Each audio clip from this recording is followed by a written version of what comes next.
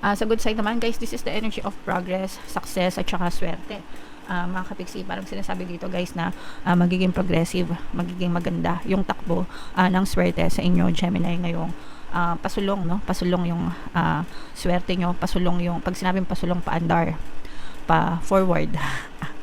Pasulong yung takbo ng swerte sa inyo Gemini ngayong June 1 to 15.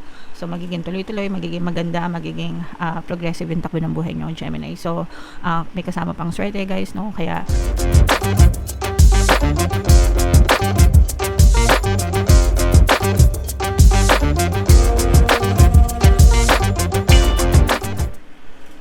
hello guys, hello mga kapiksi, hello Gemini, welcome back to Pinay Pixie Tarot. Ang pamagat ng episode natin for tonight is first half kapalaran ngayong June 1 to 15 para sa Gemini, Sun, Moon, Rising, Sign, and Venus.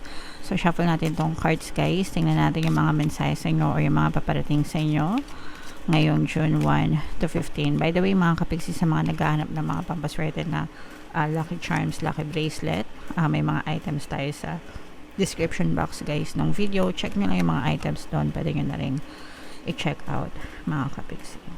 So this is both positive and negative mga kapiksi. Unahin na natin tong masaya guys, no? We have gift mga kapiksi, no? Regalo, aginaldo guys. For some of you, maaari kayo makatanggap ng aginaldo. Especially saktong-sakto pala, no, kasi Gemini season na. So advance happy birthday or happy birthday sa inyo mga kapiksi. So kaya siguro kayo nakatanggap ng gift na energy or gift na message, kasi ibig sabihin maaring makatanggap kayo guys, no, ng aginaldo, mga regalo from people sa paligid nyo guys, okay? And maaring may regalo din sa inyo sa universe mga kapiksi. So yeah, congratulations in advance, and again mga kapiksi, happy birthday in advance para sa inyo guys, okay?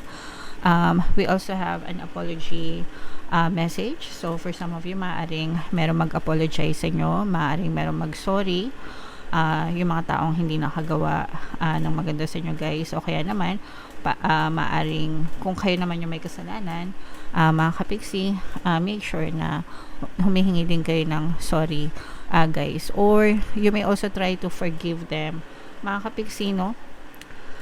Sorry, basta may kinalaman sa sorry, it's either mag-sorry kayo or magpatawad kayo. It works both ways guys, para gumaan yung pakiramdam nyo sa inyong mga puso mga kapiksi, okay? And for some of you naman guys, no, ito medyo negative energy ito, kasi for some of you parang you may be trapped in a situation na parang hindi nyo ginusto mga kapiksi, no? Pwedeng hindi kayo makaalis sa isang bagay or sa isang sitwasyon na paulit-ulit na nangyayari, and or yung iba naman parang feeling nyo nasasakal kayo ganyan sa isang sitwasyon. So pag-isipan nyo mabuti mga kapiksi. For some of us, pwedeng overthinking ito guys, no? Kapag paulit-ulit yung iniisip yung isang negative na bagay, pwedeng overthinking. Yung iba naman, pwedeng kausapin nyo, no? If meron mang ibang tao na nagpapahirap sa inyo, para magkaroon din kayo ng kalayaan mga kapiksi. Alright? So you deserve freedom guys. Okay, so comment down below Gemini if feeling nyo naka-resonate kayo dyan mga kapiksi. So tingnan natin yung ganap sa inyo ngayong June 1 to 15 guys. Shuffle ko muna to. Habang sinashuffle ko to guys, panoorin nyo muna yung video natin regarding sa ating paano mag-manifest ng abundance video course. Kapiksi, sawa ka na ba sa mga struggles at hirap sa buhay mo? Masipag ka ba at masikap sa buhay ngunit hindi ka pa rin umaasenso? Ilang beses ka na bang nag-attempt mag-negosyo at mag-invest pero palagi ka pa rin nalulugi? Sa pagkakataon na ito ay maaaring may subconscious beliefs ka na nagiging balakid sa iyong pag-unlad at pagyaman. Introducing, paano mag-manifest ng abundance video course. Dito ay matututunan mong ma-overcome ang mga balakid mo para tuluyan ka ng umunlad, umasenso, sumagana, maging matagumpay, successful at maswerte sa iyong kabuhayan, pera, trabaho, negosyo sa lapi at kaperahan ng bonggang-bongga. Dali, mag-send na ng email sa pinoypixie@gmail.com at simulan na ang iyong pagyaman ngayon.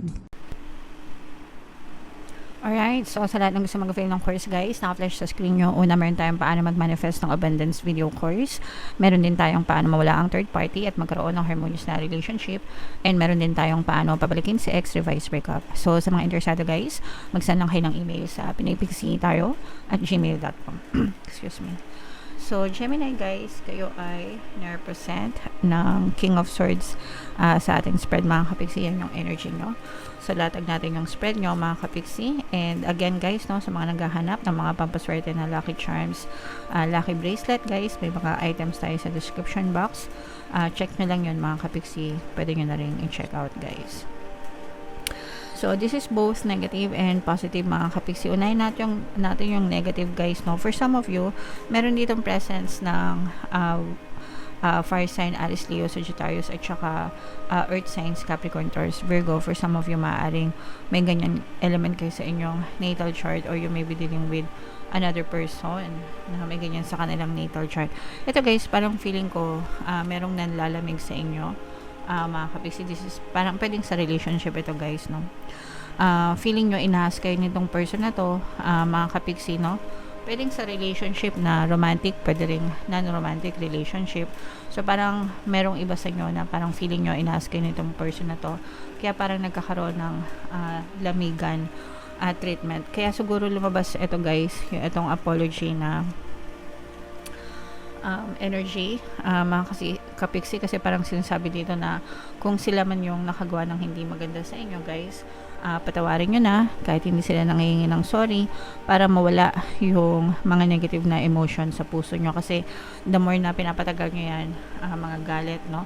Galit, anger, hatred, resentment, ganyan, lalo lang kayong naghihirap yung kalooban nyo, nagiging malaki din yan sa inyong kabuhayan mga kapiksi. So kahit na hindi sila humingi ng tawad, guys, sa isip nyo, matuto kayong magpatawad sa kanila para makawala kayo sa negative na mga emotions mga kapiksi. Okay, kung kaya nyo naman silang kausapin ng personal mga kapiksi, kausapin nyo para magkaliwanagan kayo, para magkaayos din kayo.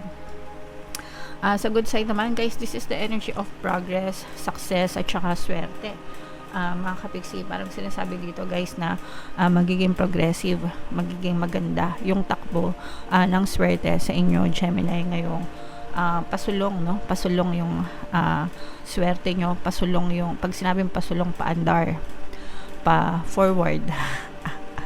Pasulong yung takbo ng swerte sa inyo Gemini ngayong June 1 to 15. So magiging tuloy-tuloy, magiging maganda, magiging progressive yung takbo ng buhay nyo Gemini. So may kasama pang swerte guys, no? Kaya i-main nyo na to sa comment section. Marami tayo guys mga pampaswerte subliminal dito, lalo na yung pantaboy ng malas, pang-akit ng swerte, at saka yung mga pampahatak ng pera guys, no?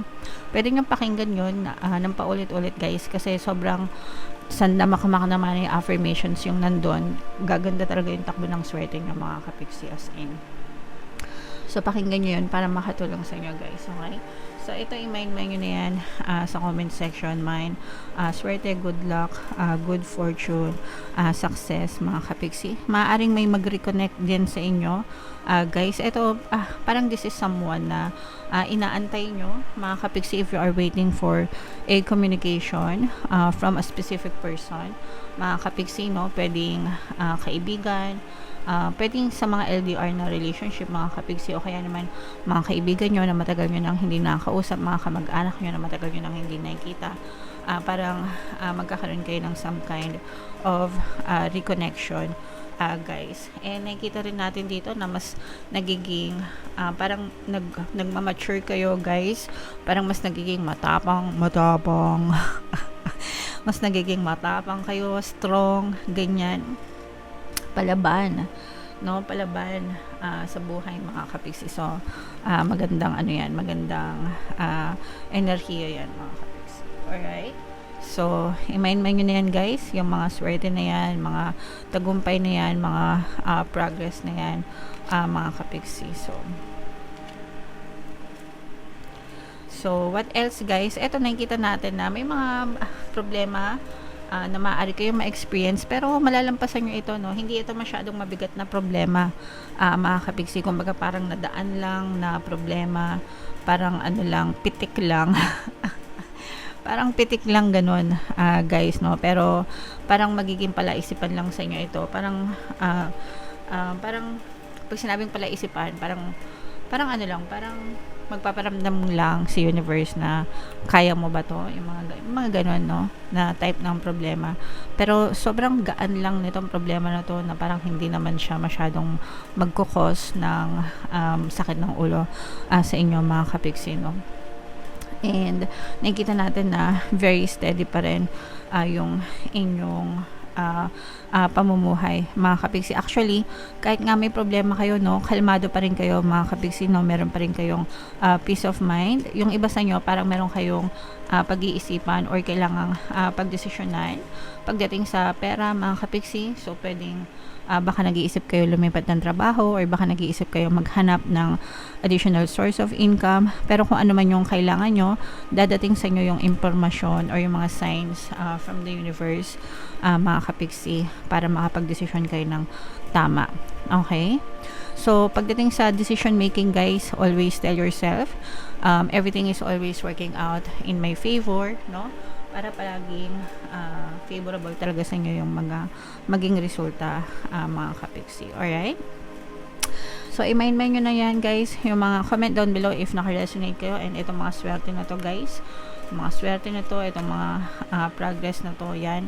I-mind nyo na yan sa comment section, mga kapiksi. Bunot lang tayo ng isa pang additional na mensahe para sa inyo, guys. So, ito, mga kapiksi, this is parang don't be too hard on yourself, no? Huwag masyadong maging hard sa sarili mo, no? You have to love yourself, be gentle with yourself, mga kapiksi.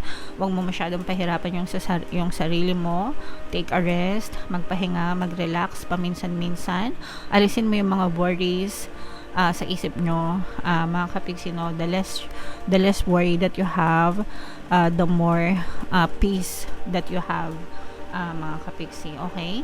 So, yeah, love yourself, relax, rest, no? And don't be too hard on yourself. Yan talaga yung additional message for you, guys.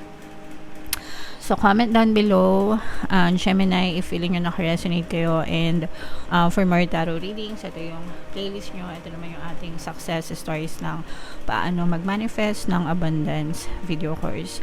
Thank you for liking, sharing, and subscribing. See you next time. I love you all, mga kapiksi. Have a nice day. Bye-bye.